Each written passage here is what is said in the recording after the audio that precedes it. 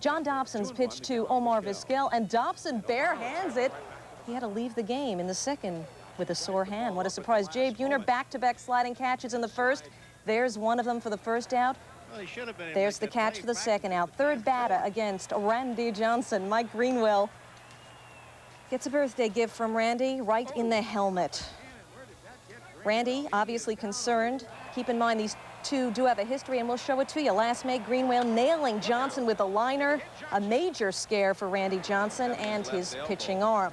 April 21st this season, Johnson struck out Greenwell for the fourth time in one game, then makes a motion toward him.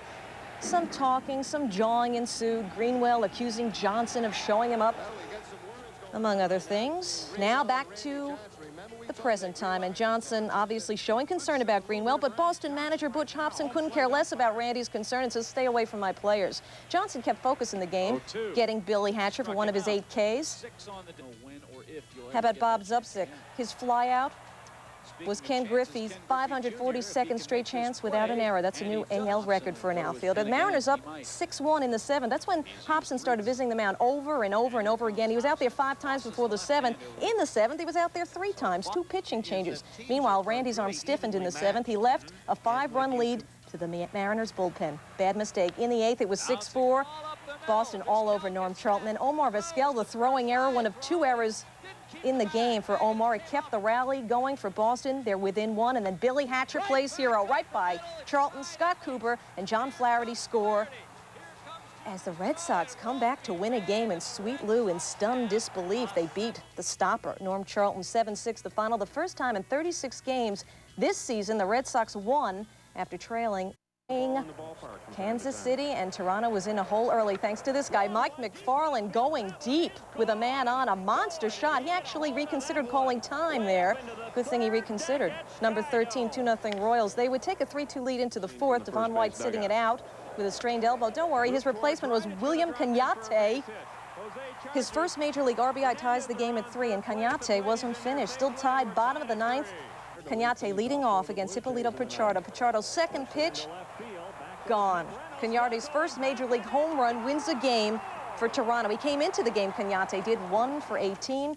This guy was playing A-ball a year ago. He leads Toronto to just their 3rd win in their last 15 games. The Venezuelan-born Blue Jay made Pat Henkin a 12 game. Correct. Bottom of the 3rd, scoreless. Junior Ortiz facing Mark Langston of the Angels. Very nice bunt, and he gets both the first baseman and the pitcher to slide. You get extra credit for that. Espinosa advances to 3rd. A sac fly would bring him home. Still bottom of the 3rd, 1-0 Indians. Wayne Kirby lines it up the middle. Here comes Felix Fermin, 2-0 Indians. Here's Albie Lopez in the 6th. He gets Tim Salmon to inside, out it to Kirby in right. Ron Tingley is going to try to score. Ron Fuzzy Warman Tingley. Here's the throw. Here's the collision at the plate. Bad idea. He never got there. Junior Ortiz hangs on, and the Indians hang on to win 2-1. Albie, who was not named for former Angels outfielder Albie Pearson, strikes out 7, walks 2, gives up 5 hits in 7 1/3 for his first big league win, and fellow rookie Jerry Dipoto pitches 2/3 of an inning for his first big league save. Back in the National at Wrigley Field, Don Baylor, long season. Bottom of the 1st, long fly ball. Jeff Parrott sent out for radar measurements on this one. 19th home run by Rick Wilkins.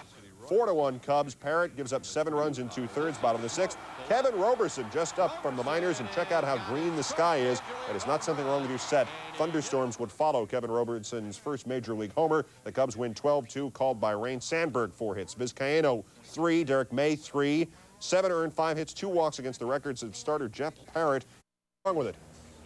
Pirates and the Braves, first inning after 2 straight hits. Steve Avery gets Jeff King 4-6-3. It's a double play, and it's a theme. Scoreless in the 4th. Ex-Brave Lonnie Smith throws a single off Avery into left field. Next batter, King, singles to left. We have 2 men on. Pirates have 6 hits into the 4th inning. But the next man, Lloyd McClendon, 5-4. The 3, another double play. Bottom of the 4th, we're scoreless. Zane Smith, the ex-Brave, gets sloppy on a 2-strike pitch. Avery takes him the other way. Here comes Brian, I'm unemployed now, Hunter, and Greg Olson, 2-0 Braves. Top of the 7th, still 2-0 Braves. Scott Bullitt with the rookie mistake does not run out the pop. Terry Pendleton drops it, and guess what? It's a force play at second, and nearly a double play if Bullitt was not bullet fast. pass, it would have been another DP. So the next batter, there's no DP. Tom Prince cooperates, allows her to Lemke, and back to first. Another double play. Still 2-0 in the 8th. Avery cruising, and then that infield, which has saved him all day. Jeff Blauser. 2 batters later, Jeff Blauser. Great stop. No. Next batter, Lloyd McClendon, soft single to right field. Here comes Bell, but they're going to hold him at the third to load the bases. Avery departs, having given up 12 hits but no runs in 7 2/3. The impressive rookie, Greg McMichael, with a fantastic curveball to get Don Slaught, and the onslaught is held off. The Braves with a shutout. Check out the Pirates' hit total. 2 more innings, 1 more hit, and Avery would have joined Larry Cheney of the 1913 Cubs and Milt Gaston of the 1928 Senators, who each pitched a 14-hit shutout. Yow. What about the untraded Ryan Klesko now that McGriff is a Brave? In Richmond, they had him play outfield Sunday for the first time as a pro. At the stick, stymied Saturday by Frank Tanana, the Giants tried to shellac Shurek of the Mets, and in the bottom of the first, Barry Bonds does just that. 2-run job, number 26. Giants 2-0. Bottom of the 5th against... here's the ground ball that is picked up at second, and now Clark and Murray with a little bit of a collision at first base. For McGriff. And that will play in later. Top of the 9th, Mets lead 7-3. Dave Gallagher with the bases loaded off Michael Jackson, and it's a thriller. First career grand slam. Yes, indeed. The Mets have split with the Giants, 12-6. The carnage. They take 2 in a row, which is almost as unbelievable. Vince Coleman gets 2 hits again. He has done that every day since the All-Star break. Kent homers twice. Anthony Young pitched 2 perfect innings. Break up the Mets. The Giants' lone weakness continues to be the 5th starting spot. After Swift, Burkett, Black, and Trevor Wilson, they have 4 different guys. It's official. Nolan Ryan, back on Monday, 112 years old. Charlie Lee Brandt is a little older. Top of the 4th, no score, 2 outs. Rob Deere, RBI single. He says, we never show good stuff. Well, there it is. Tigers led 1-0.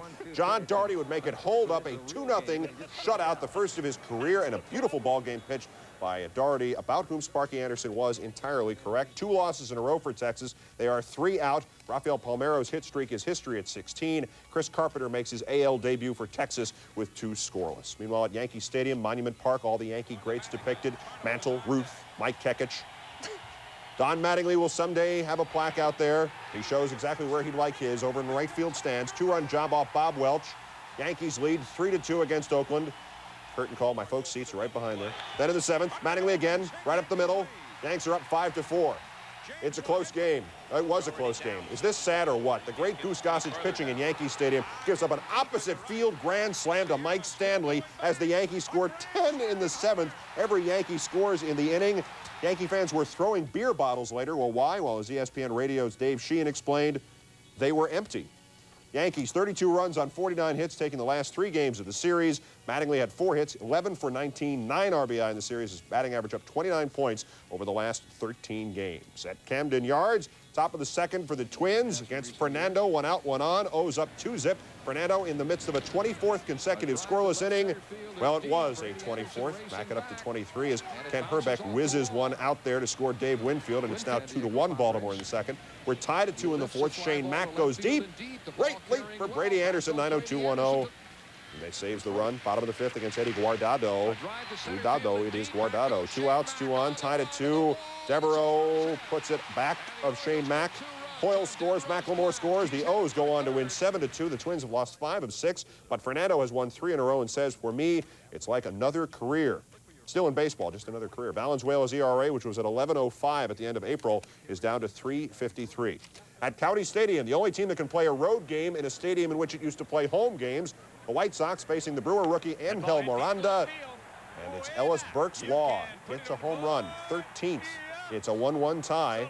Miranda, meanwhile, who they've been waiting for years, an interesting delivery, goes 8 innings and manages to strike out Bo Jackson 3 times, twice KCing him. Called strikes. Sit down, Bo. Bo's revenge comes against Doug Henry in the 9th. Slashes one the opposite way with the leading runs on base. Bases loaded. He drives in the winning run, does Bo, and 3-1. The White Sox win and get the sweep. What the West is afraid of, the Hoes sweep the Brewers and have now won 5 straight. To explain that earlier, home road stuff. 7, 1-0. Suppose Jeff Shaw, all sorts of trouble against Mitch Webster. He only had 1 home run coming in. That's his 2nd. We're tied at 1. The next batter, Carlos Hernandez. Like Webster, just 1 home run coming into this game. That one, make it 2. Back-to-back blasts off Jeff Shaw and the Dodgers. win it 2-1. The one Expo run, Moises Alou's 14th home run. For Tom Gandiotti, first win since Memorial Day. The Dodgers take 3 of 4 from the Spos. They also called up hot prospect Raul Mondesi to replace the injured Wallach. Now, just in case you were wondering, and you know, and this young Phils fan lost too. Top of the second, Kevin Stocker, the base hit off Doug Brocail. Pete Incaviglia, who had doubled and broke his over 23 streak, put the Phils up 1-0. Still top of the second. Kurt Schilling, the bunt. Brocail to third to nowhere. What do you mean? He throws it away. Todd Pratt comes in. It's 2-0 Phils. Still top of the second. Mariano Duncan grounding one to second. Uh-oh, Jeff Gardner. Forgot to keep your eye on the ball. Stocker scores. Phils up 3-0. Top of the fourth. Phils were up 4-0. John Kruk's turn. Singles the opposite way. Duncan comes into scorer. They had a 6-0 lead. They cruised to a 6-3 victory for Kurt Schilling, his first win in 5 weeks. For the Phillies, just their second victory in their last 8 games. Phil Plantier and Arky Cianfranco homered for those exciting Padres. The Cards looking to keep pace, playing in hot St. Louis against the so-so Houston Astros. Astros down 3-0, not for long. That is Jeff Bagwell, and that is his 15th home run on the year against St. Louis rookie Alan Watson. We're tied at 3. Astros led by 1 in the 7th, but then you have Mark Whitten, who not only knows how to hit home runs, he's good at watching them, too. Cards led 6-5, thanks to Mark. Extra innings in the 11th. Whitten wasn't finished. This one didn't go out of the park, but this was deep enough for the game-winning sacrifice fly, driving in Ozzie Smith. The Cards do it again. They always find a way. 7-6 the final. The win keeps St. Louis within 3 games of the Phils. Mark Whitten now has 56 RBI with his 3 on Sunday.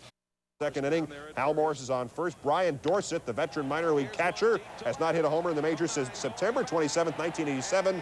Correct that stat. 2-0, and then we had a collision of Marlin outfielders, so he got extra credit for that, too. Reds get the bases loaded in the 6th against Joe Klink.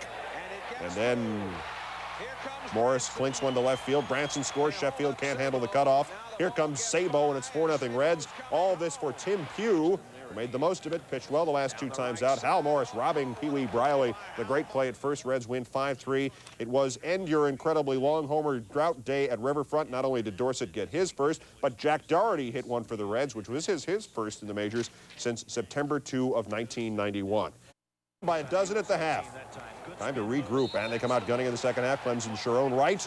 Spin, the slam, the foul, and the noise. USA within 9, then Damon Stoudemire. The inside move to the basket. Yes, and it counts. And then Stoudemire from way downtown clank. Ed O'Bannon there with the putback. U.S. wins 95-90, 9th gold medal. By the way, this was the World Games triple cast. We just showed you 3 baskets. Carlos Rogers of Tennessee State ends up leading the U.S. with 12.4 points a game, second at nearly 5 rebounds per. So it's with a heavy heart, it's time to say farewell to the World University Games for another